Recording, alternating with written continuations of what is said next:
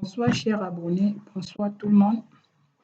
Aujourd'hui, nous allons parler du modèle OSI, qui signifie Open System Interconnection, c'est-à-dire interconnexion des systèmes ouverts.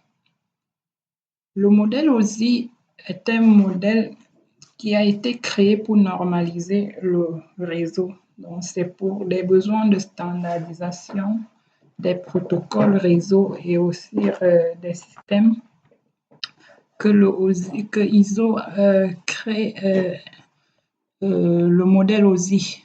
Donc, ISO, à travers des constructeurs et des équipementiers et toutes les parties prenantes dans le domaine du réseau sont regroupées pour l'implémentation de ce modèle qui est un modèle de référence. Mais avant cela, il y avait déjà le modèle TCP/IP qui fonctionnait bien avant déjà, puisque c'est un modèle qui a été déployé par l'armée américaine. DOD, qui signifie Department of Defense, donc c'est l'armée du département de la défense en Amérique qui avait déployé cela, qui avait permis le déploiement de ce modèle TCP/IP, qui est même le modèle pratiqué actuellement, le modèle utilisé jusqu'à maintenant sur Internet. Mais avant, il y avait un problème. Un problème s'est posé. Déjà, c'est même ce problème-là qui pousse à penser à OSI, le problème de standardisation. Donc avant, il y avait beaucoup de protocoles propriétaires. La plupart des protocoles d'avant OSI étaient propriétaires, et ce qui fait que dans un réseau, on ne pouvait pas interconnecter les équipements de différents constructeurs. Donc, c'était impossible, et c'est dans le souci de normalisation, puisque chacun avait sa propre technologie, il n'y avait pas interconnexion des systèmes propriétaires, ce n'était pas possible. Donc, on voulait des normes standards pour tout le monde. On voulait des normes standards pour tout le monde. C'est pour cette raison-là que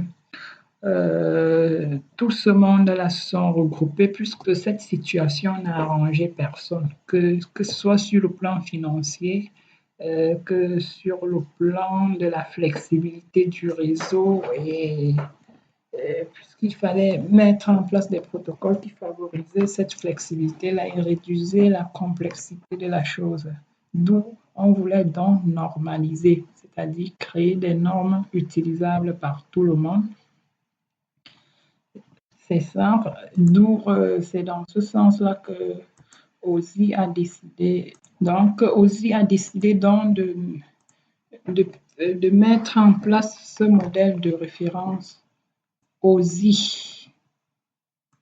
Donc, c'est l'ISO qui a permis cela. L'ISO qui signifie International Standard of Organization, qui met en place OSI, Open System Interconnection. Donc, OSI vient favoriser l'implémentation des protocoles standards. Donc, un protocole standard, c'est un protocole qui fonctionne dans tous les équipements, qui peut fonctionner avec les équipements Cisco, MikroTik, Apple. Donc, c'est un protocole qui peut être utilisé dans tous les équipements de différents constructeurs. C'est ça. Donc, on a vu naître cette notion de standardisation qui fait qu'aujourd'hui, on a des normes utilisables par tout le monde. Donc, il y a des normes standards. La plupart des normes des protocoles réseau aujourd'hui sont standards. Il faut rappeler aussi que les constructeurs tels que les Cisco, par exemple, ont toujours ses propres protocoles qui sont propriétaires. Donc, ce sont des protocoles qui ne peuvent être utilisés qu'entre les équipements Cisco. C'est un peu ça la différence.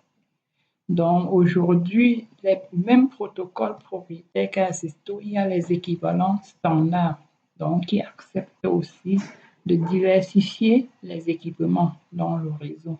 Donc voilà un peu de façon brève la raison pour laquelle OSI devait être créé, puisqu'il fallait OSI, puisque c'est ça qui a favorisé le développement exponentiel d'Internet qu'on a aujourd'hui, puisqu'il y a déjà des normes standards sur lesquelles tout le monde se base pour travailler.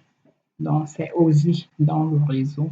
Et il y a plusieurs standards qui viennent de cette norme-là. Il y a le standard IEEE.